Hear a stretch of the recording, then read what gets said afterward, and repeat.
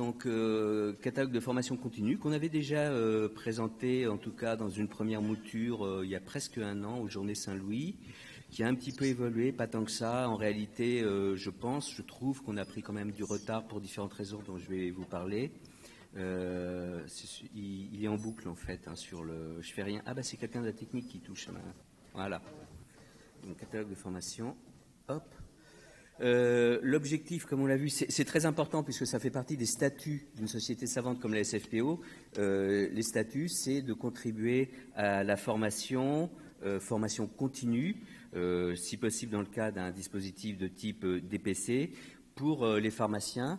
Et ce qui est important, c'est que, oui, initialement, c'est dédié aux pharmaciens hospitaliers. On a souhaité, pour tout un tas de raisons, parce que sinon on ne serait pas logique avec nous-mêmes, on parle de lien ville-hôpital, donc on a souhaité également l'ouvrir pour les pharmaciens d'officine, mais également, et c'est vrai que souvent, ils sont un peu oubliés, également les préparateurs en pharmacie hospitaliers, voire les préparateurs en pharmacie en officine.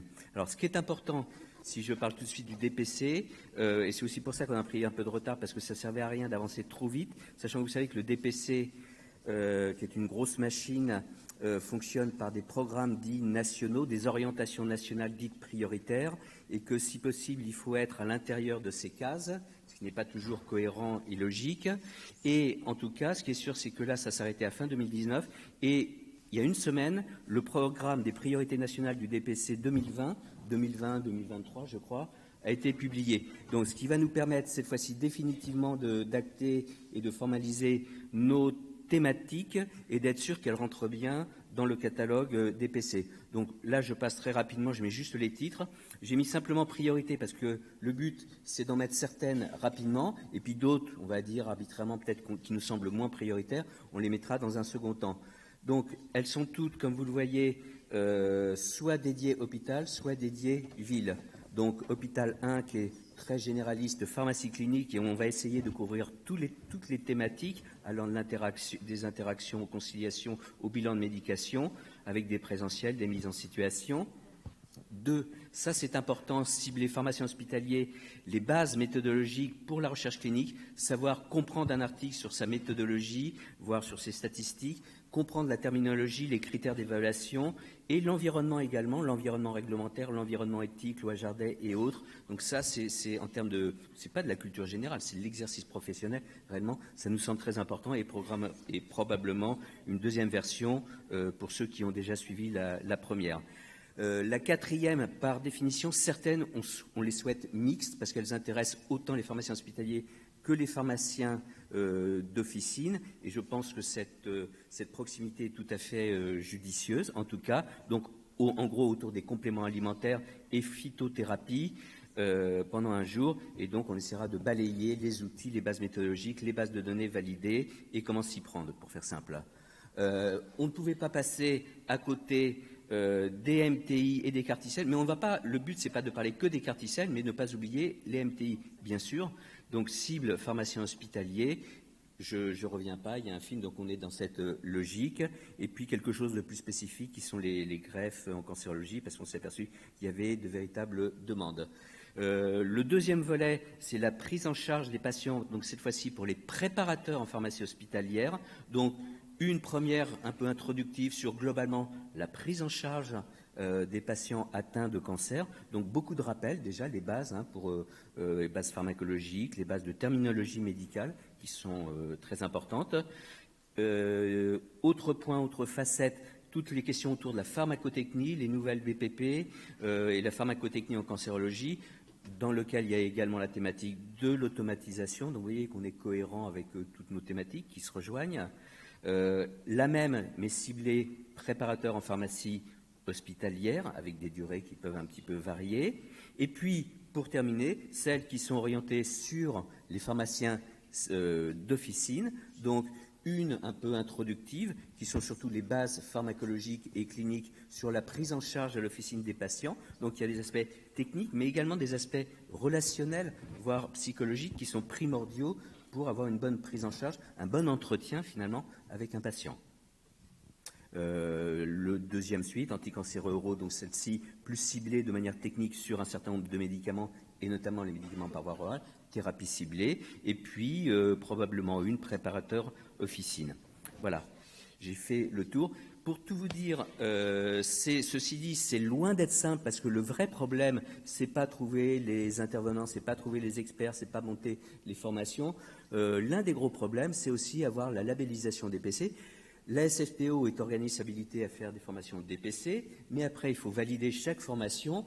Et pour être honnête, alors je ne sais pas s'il y a des personnes de l'agence du DPC, l'agence nationale du DPC a un très beau site, mais c'est une grosse machine, un petit peu à côté de la vie réelle, un peu à côté de la vie pratique, avec, je trouve, beaucoup d'hypocrisie quelquefois sur la façon dont il évalue les choses, notamment sur les considérations d'indépendance éthique. Et je trouve qu'on n'est pas dans un accompagnement, mais on est plus dans une situation un petit peu de... pas toujours très simple. Voilà, c'était un point de vue, mais il fallait le dire. Et j'ai une diapo pour clore ce qui n'a rien à voir avec Okotic. Voilà. Donc, pour terminer, vous avez eu l'intervention de Klaus Meyer. Comme on vous l'a dit, vous êtes tous membres de la Société européenne de l'ISOP. Et donc, une date clé à retenir, c'est dans plus d'un an, novembre 2020, 5 à 7 novembre 2020, la 5e version de l'ECOP. Donc, c'est le pendant européen du Congrès national, hein, même s'il n'y a pas de lien direct, évidemment.